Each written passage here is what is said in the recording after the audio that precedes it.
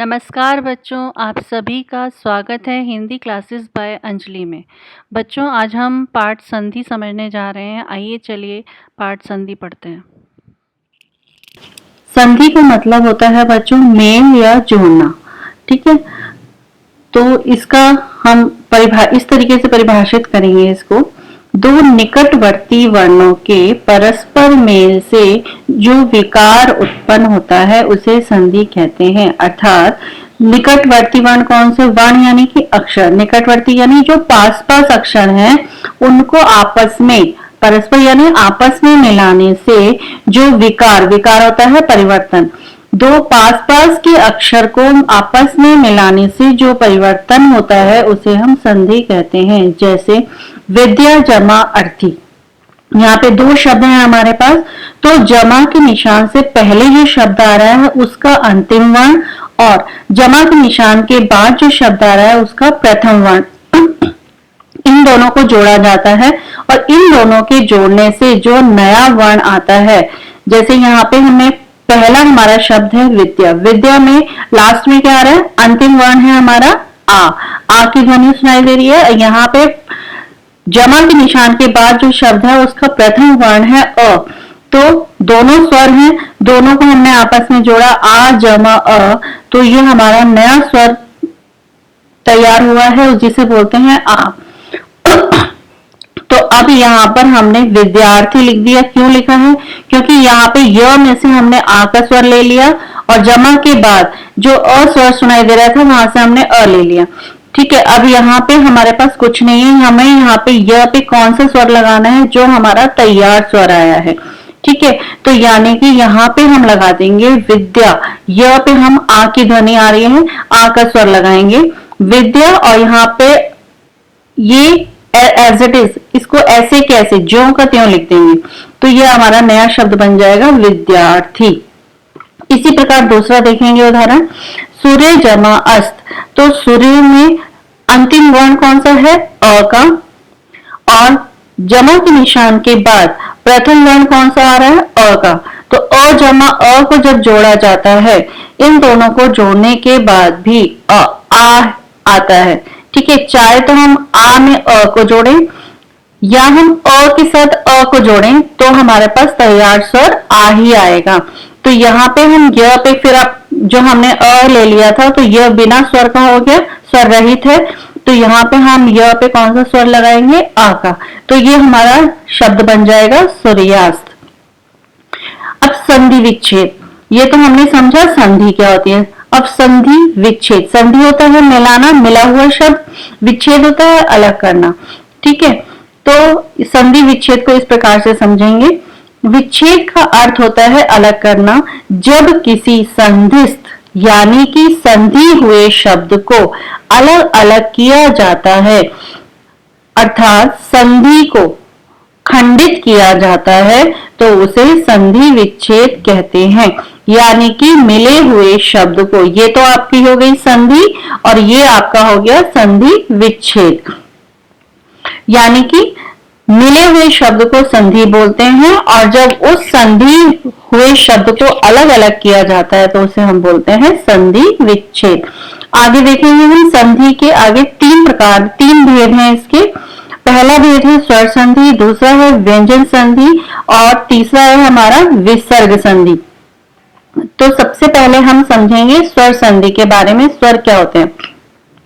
आपने पिछली कक्षा में आपने स्वरों के बारे में पढ़ा था। स्वर कौन से होते हैं बेटा? अ आ इ ई, ये सारे के स्वर हैं। अब यहाँ पे पहला भेद है हमारा स्वर संधि, अर्थात स्वरों को जब आपस में जोड़ा जाएगा।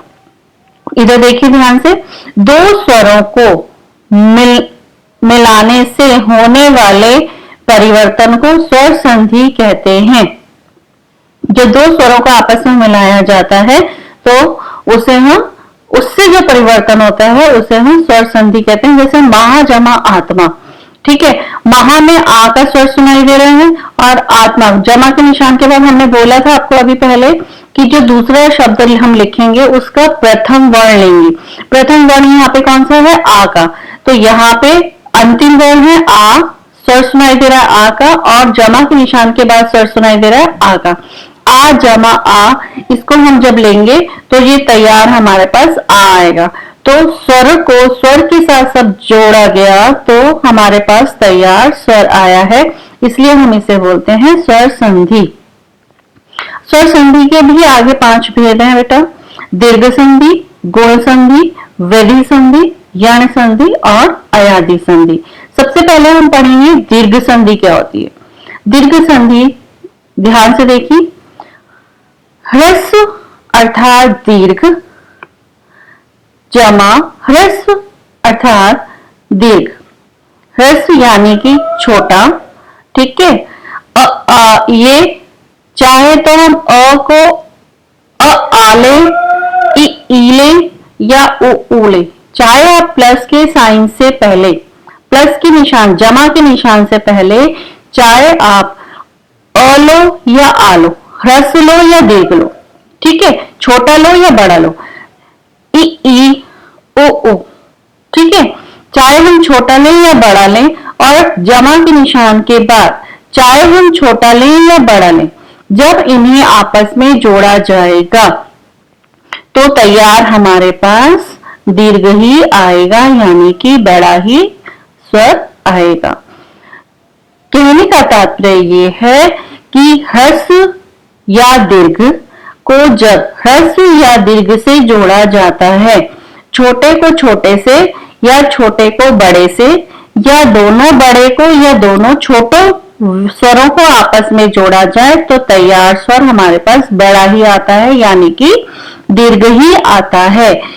उदाहरण देखेंगे इसके, जैसे हमारे पास शब्द है दीप जमा अवली।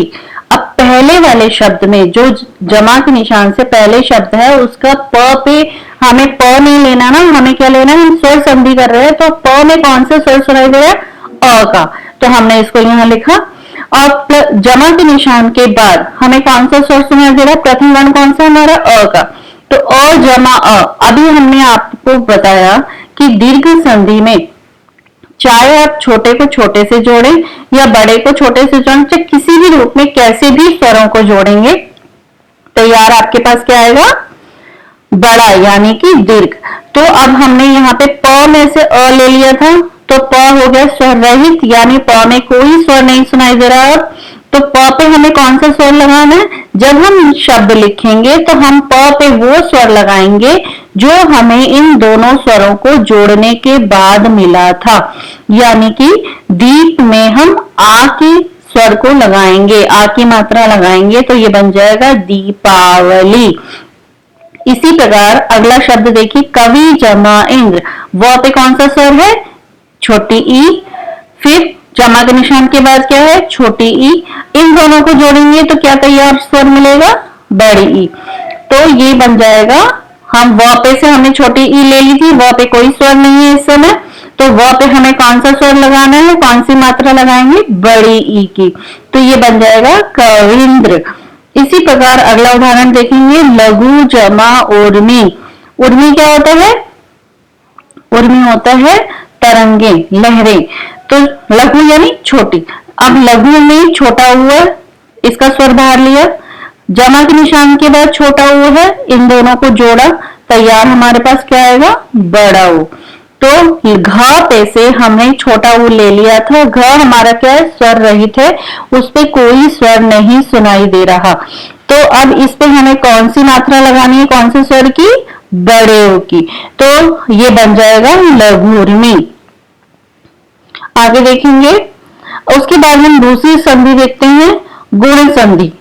ठीक है, अब गुण संधि में क्या है, गुण संधि में हमें जमा के निशान से पहले हमें अ आ इन दोनों में से कोई भी एक स्वर लेना है। ठीक है, अ आ के बाद क्या आता है, ई ई उ री। ठीक है, अब जमा के निशान के बाद गुण संधि में या तो जमा के निशान से पहले अ रहेगा या आ रहेगा, और जमा के निशान के बाद क्या रहेगा, ई रहेगा, ई में से कोई भी एक रहेगा, इन दोनों में से एक को इन दोनों में से एक के साथ जोड़ेंगे। ठीक है, तो जब हम ई के साथ जोड़ते हैं तो ए तैयार होता है, ओ के साथ जोड़ते हैं तो ओ तैयार होता है, और री के साथ जोड़ते हैं तो अ तैयार होता है। ठीक है, उदाहरण देखेंगे आपको अच्छी तरह से समझ में आ जाएगा। नर जमा इंद्र, ठीक है। अब नर जमा इंद्र, नर में कौन सा स्वर सुनाई दे रहा है? अ का हमने बाहर ले लिया। जमा के निशान के बाद कौन सा है स्वर? ई का। और जमा ई क्या बन जाएगा? ए बन जाएगा। तो ये क्या बन जाएगा? नरेंद्र। क्योंकि हमने आपको बताया था कि जब हम स्वर ले लेते हैं प्लस के जमा के निशान से पहले जो वर्ण आ रहा है उसमें कौन सा स्वर है? अ का। जब हमने इस अ को बाहर ले लिया तो ये रह गया स्वर रहित, यानी र पे हमें मात्रा लगानी है उस स्वर की जो हमारे पास तैयार आया है। और ये अभी आपको ऊपर बताया था, आ में से कुछ भी हम लेंगे उसको अगर हम ई में से किसी भी एक के साथ जोड़ते हैं तो ए तैयार होता है। इसलिए हमने यहाँ पे र पे ए की मात्रा लगाई है, तो ये बन जाएगा नरेंद्र। पर जमा उपकार, र पे कौन सा स्वर है? अ का। जमा के निशान के बाद कौन सा स्वर है? उ का। तो अ जमा उ बन गया ओ, जो हमने आपको अभी बताया था।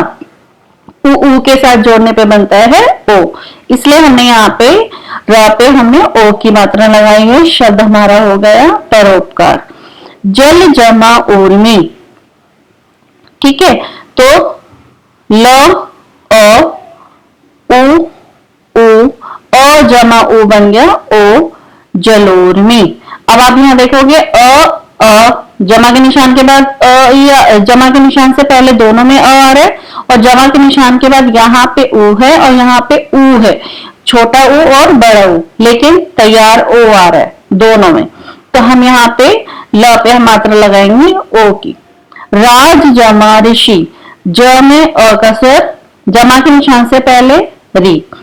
तो अभी हमने आपको बताया ऊपर कि अ के साथ या आ के साथ री को जोड़ा जाता है तो अर बनता है। अब ज में से अ हमने ले लिया था, लेकिन इसमें अ की साउंड हमें वापस लगानी है, तो ज ज्यों का त्यों लिख देंगे, ठीक है। उसके बाद ये जो र है इसका मतलब होता है इस र को हमें ऊपर लेना है यहाँ पे, ठीक है। तो ये आधा र जो है स्वर रहित जो र है इसको हम लगाएंगे आगे आने वाले स्वर के ऊपर, यानी छोटे की मात्रा जो हमने लगाई है उसके साथ। तो ये बन जाएगा राजर्षि। तीसरा हम भेद देखते हैं इसका वृद्धि संधि का। वृद्धि संधि क्या होती है? अब यहाँ पे जमा के निशान से पहले आ ही रहेगा जैसे पहले वाली संधि में था, ठीक है। और अब यहाँ पे हम ले लेंगे, पहले हमने क्या लिया था? ई उ और री, उसके बाद क्या आता है? ए ओ, ठीक है, ये ले लिया। अब यहाँ पे आ, इन दोनों में से किसी भी एक को, ठीक है, इन दोनों में से किसी भी एक को यदि हम इन दोनों में से किसी भी एक के साथ जोड़ते हैं तो अ तैयार होगा। ओ इन दोनों में से किसी भी एक के साथ जोड़ेंगे तो औ तैयार होगा, ठीक है। उदाहरण देखेंगे, एक जमा एक, क में से अ का स्वर लिया, जमा के बाद ए आ रहा है, अ जमा ए क्या बनेगा? किसी भी एक के साथ जोड़ेंगे तो अ। इसलिए हमने यहाँ पे क पे हमने दो मात्राएं लगाई हैं। इस एक का मतलब क्या होता है? दो मात्राएं, ठीक है। ये बन जाएगा एक का एक। महा जमा ओज, आ, ह में आ का स्वर सुनाई दे रहा है, जमा के निशान के बाद ओ आ रहा है, आ जमा ओ बन जाएगा आओ। अभी बताया ऊपर, दोनों में से किसी भी एक के साथ जोड़ेंगे तैयार हमारे पास अ आएगा, इसलिए हम यहाँ पे लगाएंगे महाज, भ पे अ की मात्रा। चौथा उदाहरण देखेंगे बेटा यण संधि का, ठीक है।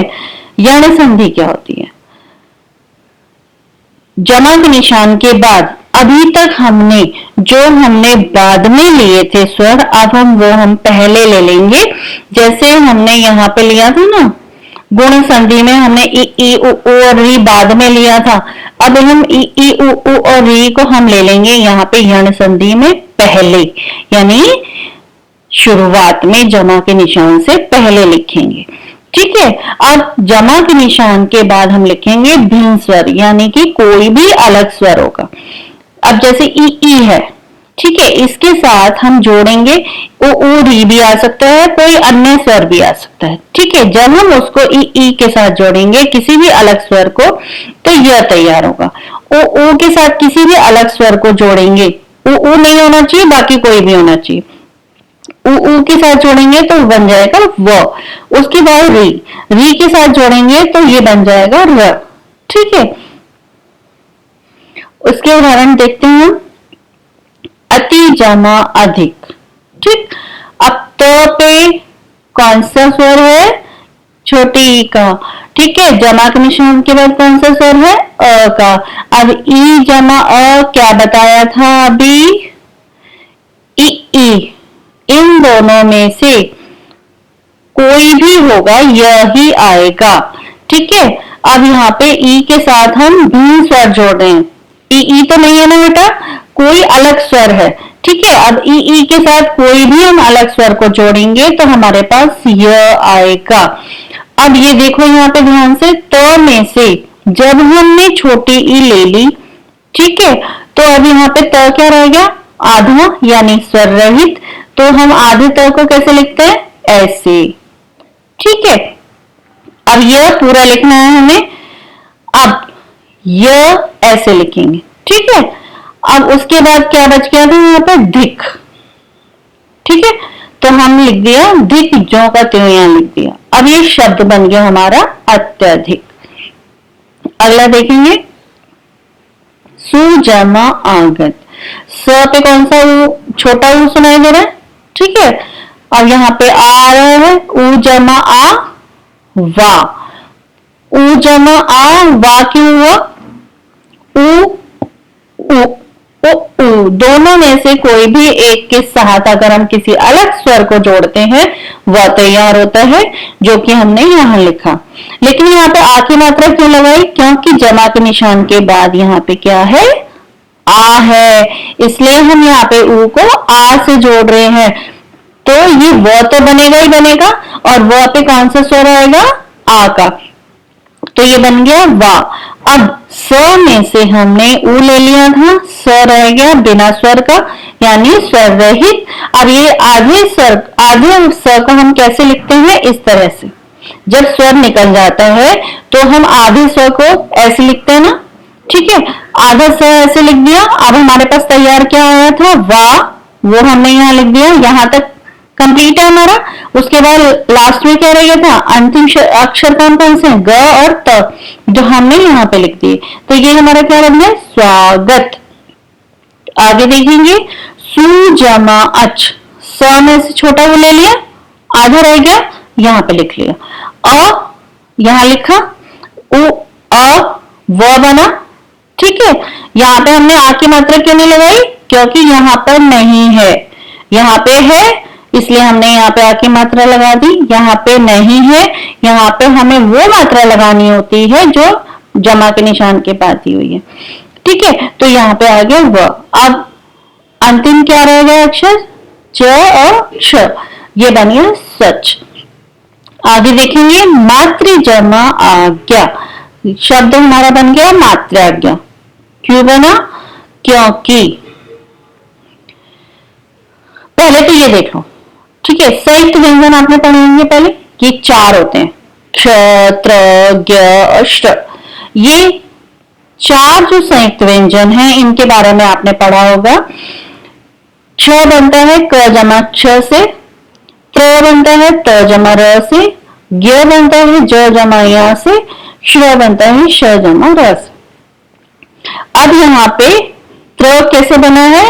त जमा र से। अब यहाँ पे देखो, अब यहाँ पे मातृ लिखा है। मातृ में री हमने बाहर ले लिया, त रह गया आधा, त रह गया आधा, ये रहा। ठीक है, अब तो आधा रह गया, री बाहर आ गया, जमा आ, ये आ गया आ। अब री जमा आ क्या बोल रहा था? ये र बनेगा, र बनेगा ना। री में अगर हम कोई दूसरे स्वर को जोड़ते हैं तो क्या बनता है? र। अब यहाँ पे मात्रा कौन सी लगी र पे? ये वाली जो जमा के निशान के बाद है आ की, ये रा बन गया। अब हमारे पास यहाँ पे त था, तो बच गया था क्योंकि हमने री को ले लिया था यहाँ पे, तो आधा रह गया। आधा तो यहाँ पे है जमा रा यहाँ पे, ठीक है। अब हमने यहाँ पे अभी पढ़ा तो जमा र क्या बनता है त्र, तो जमा र क्या हुआ त्र। आ की मात्रा क्यों लगाई, क्योंकि हमारे पास यहाँ पे दी हुई थी, इसलिए हमने यहाँ पे आ की मात्रा लगा दी। अब माँ तो हमने जो का त्यों लिख दिया यहाँ पे। अब ये त्रा हमारा क्यों आया, ये आपको अभी बताया मैंने, ये इसलिए यहाँ पे लिखा है, ठीक है। अब हमारे पास कौन सा अक्षर रह गया था, ज्ञा का, जो हमने जो का त्यों यहाँ लिख दिया, ठीक है। अब हमारा शब्द बन गया मात्राज्ञा। समझ में आया बच्चों। उसके बाद हम अगले भेद पे चलते हैं, आयाधी संधि की। आयाधी संधि क्या होता है, अब यहाँ पे भी हमने क्या लेना है, हमने जमा के निशान से पहले वो स्वर लेने हैं जो हमने वृद्धि संधि में जमा के निशान के बाद लिए थे, ए ओ औ, ठीक है। वो हमने यहाँ पे ले लिए अयाधी संधि में पहले, जमा के निशान से पहले, ए ओ औ। जमा के बाद हम फिर से लेंगे भिन्न स्वर, यानी कि इनमें से कोई भी नहीं होना चाहिए, कोई अलग स्वर होना चाहिए। अब जब हम ए के साथ जोड़ेंगे तो अय बनेगा भिन्न स्वर को, ए अय नहीं होना चाहिए, कोई भी दूसरा होना चाहिए। आय के साथ जोड़ेंगे तो आय बनेगा, यानी छोटे के साथ जोड़ेंगे तो अय, बड़े के साथ जोड़ेंगे तो आय। अब ओ में इसी प्रकार ओ औ नहीं होना चाहिए, बाकी कोई भी स्वर जोड़ सकते हैं। अब ओ के साथ जोड़ेंगे तो औ बनेगा, और आओ के साथ जोड़ेंगे तो आव बनेगा, ठीक है। इतना ध्यान रखेंगे। आगे देखिए उदाहरण, ने जमा अन, ठीक है। ने न में कौन सा स्वर है, ए का, ठीक है। अब जमा के निशान के बाद कौन सा है, अ। ए अ तो नहीं है, कोई भिन्न स्वर है। अब ए के साथ अ को जोड़ेंगे, यानी छोटे के साथ जोड़ रहे हैं ना भिन्न स्वर, तो क्या बना अय, ये आ गया अय, ठीक है। ये ना पे से हमने ए ले लिया था, ना बिना स्वर का है, आ की ध्वनि सुनाई दे रही है अब इस पे, तो ये बन गया न, अ य न, ये बन गया नयन। गय जमा अक, इसी प्रकार से गय में से हमने ए को बाहर ले लिया, आय जमा अ, आय बन गया, ये बन गया गायक। समझ में आ रहा है बेटा। यहाँ पे ग में कौन सा स्वर सुनाई दे रहा है, आ का, तो हम ग पे मात्रा लगा देंगे आ की, बाकी य और क यूं का यूं आ जाएगा। गय जमा इका, आय जमा ई, आय हो गया। अब यहाँ पे गा पे आ की स्वर आ रहा है, य पे कौन सी मात्रा लग जाएगी, यहाँ पे हमने अ की लगाई थी य पे, लेकिन यहाँ पे हम छोटी ई की लगाएंगे, क्यों, क्योंकि जमा के निशान के बाद छोटी ई है, तो ये बन गया गायिका, ठीक है। ओ जमा अन, प पे कौन सा स्वर सुनाई दे रहा है, ओ का, जमा अ, ओ जमा अ, अभी बताया था ऊपर, ओ के साथ जोड़ेंगे किसी भी अलग स्वर को आव होगा, और आओ के साथ जोड़ेंगे तो आव होगा। तो वहीं पे देखो, यहाँ पे जमा के निशान से पहले पो है और यहाँ पे पाओ है, ठीक है। यहाँ पे ओ है, यहाँ पे औ है, और जमा के निशान के बाद दोनों में अ दिया हुआ है, तो ये तो बन जाएगा आव और ये बन जाएगा आव, ठीक है। और नाम यूं का यूं आ जाएगा। अब पो में अ जोड़ेंगे, प जमा अन पवन, अ व और न, ठीक है, पवन हो गया। अब पाव जमा अन, आव हो रहा था यहाँ पे, तो पावन, प पे आ का स्वर सुनाई देगा और व और न यूं का यूं आ जाएगा, ये बन जाएगा पावन। बेटा मुझे लगता है आपको ये पांचों भेद समझ में आ गए होंगे, ठीक है। अब हम आगे देखते हैं हमारी कौन सी संधि है। आगे हम लेते हैं व्यंजन संधि। अभी कक्षा 6 के विद्यार्थियों के लिए मैं वीडियो बना रही हूँ, तो इसके अंदर मैंने सिर्फ आपको स्वर संधि के 5 भेद अच्छे से समझाने का प्रयास किया है, ठीक है। अब आगे जो है व्यंजन संधि, ठीक है बेटा, व्यंजन संधि में और विसर्ग संधि में मैं आपको थोड़ा थोड़ा समझाऊंगी, उसके बाद विस्तार से आप समझेंगे कक्षा 6 की मेरी जो वीडियो आएगी, कक्षा 7 की जो वीडियो आएगी उसके अंदर, ठीक है। अब आप ध्यान से देखेंगे, व्यंजन संधि का आपको संक्षिप्त रूप से समझाने का प्रयास कर रही हूँ। व्यंजन यानी क ख ग घ, आपने पढ़े होंगे व्यंजन क्या होते हैं। अब दो व्यंजनों को जब आपस में जोड़ा जाता है, व्यंजन के बाद स्वर या व्यंजन के आने से, यानी जमा के निशान से पहले, ठीक है, व्यंजन होगा और जमा के निशान के बाद स्वर होगा या व्यंजन होगा। उनको आपस में जोड़ने से जो भी परिवर्तन आता है उसे हम कहते हैं व्यंजन संधि, जो इस प्रकार है। जैसे सत जमा जन, व्यंजन है जमा के निशान से पहले और जमा के निशान के बाद भी व्यंजन है। व्यंजन को व्यंजन से जोड़ा, व्यंजन बन गया। यानी कि तो जो आधा है वो आधे ज में परिवर्तित हो गया। वो क्यों हुआ है, ये सारा विस्तार से आप कक्षा 7वीं की वीडियो में आप पढ़ेंगे। अब यहाँ पे हम आपको संक्षिप्त रूप से ये बताने का प्रयास कर रहे हैं कि व्यंजन को जब व्यंजन से जोड़ा जाता है तो वो तैयार व्यंजन आएगा। यहाँ पे जैसे सत जमा जन, हमारे पास शब्द तैयार हो गया सज्जन। वाक जमा ईश, अब यहाँ पे व्यंजन है जमा के निशान से पहले, लेकिन जमा के निशान के बाद क्या है, स्वर, ठीक है। ईश्वर है हमारा, क क्या है, व्यंजन है। व्यंजन को स्वर से जोड़ा तो भी हमारे पास व्यंजन ही तैयार आएगा। कैसे, क को ई से जोड़ा है तो ग बन गया है, ठीक है, तो ये बन जाएगा वागीश। ग पे हमने मात्रा लगा दी बड़ी ई की, क्योंकि यहाँ जमा के निशान के बाद बड़ी ई आ रहा था, ये बन गया वागीश। कहने का तात्पर्य, व्यंजन को व्यंजन से जोड़ेंगे या स्वर से जोड़ेंगे, तैयार आपके पास व्यंजन आएगा, इसलिए इसको व्यंजन संधि बोला जाता है। अब तीसरा था हमारा विसर्ग संधि। विसर्ग संधि, इसको भी संक्षिप्त रूप से बताऊंगी, विस्तार से आप पढ़ेंगे कक्षा 7वीं की वीडियो में। हाँ जी, किसी भी शब्द के अंत में लगे विसर्ग के बाद स्वर या व्यंजन आने से विसर्ग में जो परिवर्तन होता है उसे विसर्ग संधि कहते हैं। समझे, ध्यान से देखिएगा, आप उदाहरण देखेंगे समझ में आएगा। यानी कि जमा के निशान से पहले जो विसर्ग आ रहा है, ठीक है, इसको जब हम जमा के निशान के बाद चाहे स्वर है या व्यंजन है, जब हम विसर्ग को स्वर से जोड़ते हैं या व्यंजन से जोड़ते हैं, ठीक है, और उसके बाद जो परिवर्तन आता है विसर्ग में, जैसे आप यहाँ पे देखेंगे ये विसर्ग है, इसको हमने जोड़ा, यहाँ पे भ में ओ की मात्रा लग रही है स्वर से, ठीक है। तो अब ये जो है ये हमारे पास किसमें परिवर्तन हो गया, विसर्ग ओ में, यानी ओ स्वर में। तो हमने यहाँ पे प पे हमने विसर्ग हटा के हमने ओ की मात्रा लगा दी, तो ये शब्द हमारा बन गया तपोभूमि।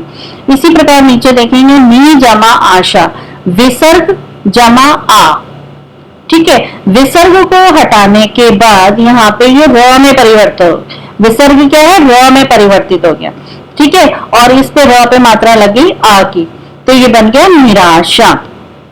तू जमा शासन, अब जमा के निशान के बाद श आ रहा है तो ये विसर्ग परिवर्तित हो जाएगा आधे श में, तो ये बन जाएगा विसर्ग हटके दुशासन, ठीक है। प्रातः जमा काल, अब कुछ ऐसे शब्द होते हैं जिनमें ये परिवर्तन नहीं होता विसर्ग, वो होता है जैसे क है, ठीक है। अब यहाँ पे विसर्ग जो है, अगर जमा के निशान के बाद क आ रहा है तो विसर्ग को हम नहीं हटाएंगे, उसको हम शब्द के अंदर लिख देंगे। जैसे यहाँ लिखा है प्रातः काल, प्रातः जमा काल, प्रातः काल। अब ये जो इनमें परिवर्तन हुए हैं, आपको सिर्फ अभी ये समझना है, संक्षिप्त रूप से कक्षा 6 के विद्यार्थियों के लिए सिर्फ इतना ही है कि जब विसर्ग को हम स्वर से या व्यंजन से जोड़ते हैं और उसके बाद जो विसर्ग में परिवर्तन आता है, जैसे यहाँ पे ओ की मात्रा में आया, यहाँ पे र बन गया, यहाँ पे आधा श बन गया, यहाँ पे हमने विसर्ग को बदला ही नहीं है, उसको हमने जो का त्यों लिख दिया। तो ये जो परिवर्तन हुए हैं ये क्यों हुए हैं, इनको विस्तार से हम पढ़ेंगे कक्षा 7वीं की वीडियो में। उसके बाद बेटा मैं समझती हूँ कि आपको ये समझ में आया होगा जो मैंने समझाने का प्रयास किया है। उसके बाद भी अगर आपको कोई भी डाउट है तो वो आप मेरे को कमेंट बॉक्स में लिख कर देंगे, ठीक है, मैं आपको उनका जवाब दूंगी। और आपको ये वीडियो कैसी लगी है, आपको समझ में कितना आया है, आप मुझे कमेंट बॉक्स में लिख के दीजिएगा, ताकि आपको मेरी इसी प्रकार के वीडियो आगे मिलती रहे। धन्यवाद।